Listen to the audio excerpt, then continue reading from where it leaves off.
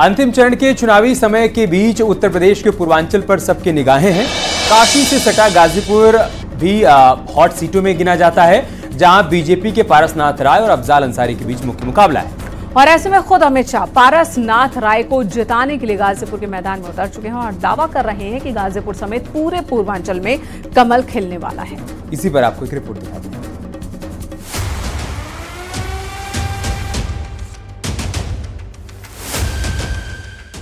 गाजीपुर का किला कौन करेगा फतेह?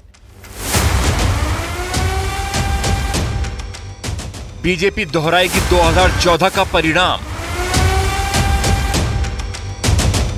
या अंसारी परिवार के पास बरकरार रहेगी सीट?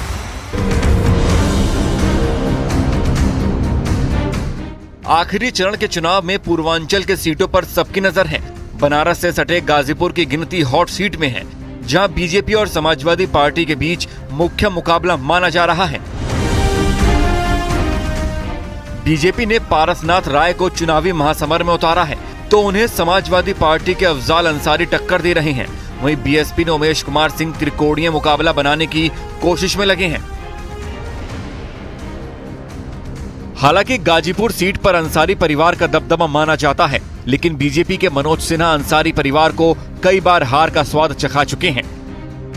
गाजीपुर लोकसभा सीट पर 1952 से अब तक 17 बार चुनाव हुए हैं, जिसमें 7 बार इस सीट पर कांग्रेस ने कब्जा जमाया और समाजवादी पार्टी को यहां 3 बार जीत हासिल हुई है, तो बीजेपी भी 4 बार इस सीट को अपने पाले में कर चुकी है।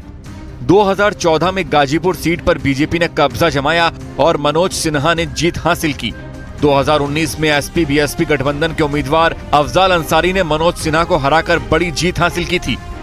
हालांकि गाजीपुर सीट का इतिहास रहा है कि कभी कोई उम्मीदवार लगातार 2 बार चुनाव नहीं जीत पाया है।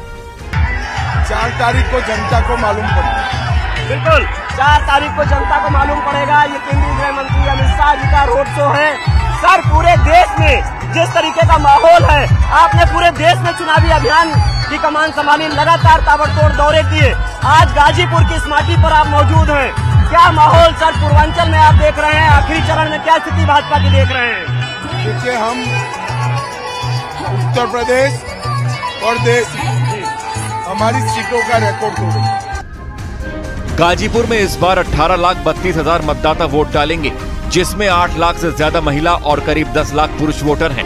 वहीं सीट के जातीय समीकरण की बात करें, मुस्लिम मतदाता 2,70,000 हैं, दलित मतदाता 4 लाख के आसपास है, यादव वोटर करीब 4.5 लाख, तो गैर यादव ओबीसी वोटर की संख्या भी 4 लाख के करीब है। वहीं सामान्य वर्ग के करीब 5 लाख वोटर निर्णायक माने जाते हैं, जिनके दम पर मनोज सिन्हा ने 3 बार इस सीट की अगुवाई की है। ये कंप्लीट कर दीजिए, फिर आप चले जाइए। देखिए, इसमें मैंने आपसे कहा, जो बहादुर लोग हैं, जो बहादुर लोग हैं, जिनको आप बहादुर समझती हैं, उन्हें रिजांगला का मेमोरियल के बारे में कहना चाहिए। जो रिजांगला का मेमोरियल है, वो आज वहाँ नहीं है। जिन शहीदों ने आखिरी गोली तक और आखिरी अपने शरीर तक चीन से जमीन बचाने के लिए लड़े, वो कहाँ है?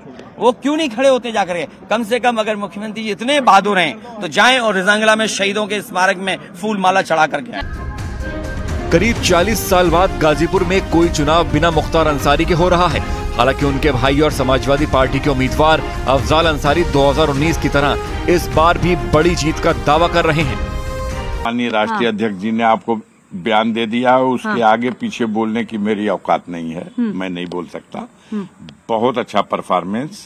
80 में 80 का जो नारा देकर के भारतीय जनता पार्टी उत्तर प्रदेश के लिए आई थी, अब 80 में 80 उसको चुनौतियों का सामना करना है और 80 की 80 सीटें बीजेपी के लिए खतरे में हैं।